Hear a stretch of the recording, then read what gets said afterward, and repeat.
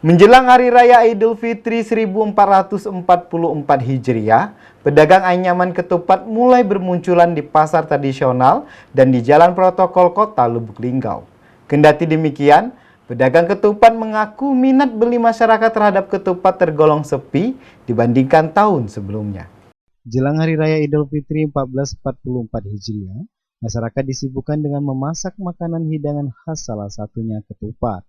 Tak heran jika jelang Hari Raya Idul Fitri, pedagang musiman ketupat mudah ditemukan baik di pasar tradisional maupun di sepanjang jalan protokol kota yang berslogan Sebiduk Semare. Pedagang ketupat Tati yang berjualan di Pasar Impres Kota Lubuk Linggau menyampaikan, jelang Lebaran ini dirinya membawa ketupat lebih dari 1.000 ketupat dan sudah habis terjual lebih kurang 500-an ketupat. Satu ketupat berisi 10 buah ketupat dijual harga Rp10.000.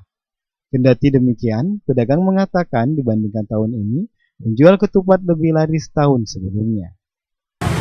Masih mendingan tahun kemarin. Kemarin Ya. lebih rame ya? Ya, ini agak sepi. Kenapa, Bu? Tapi alhamdulillah.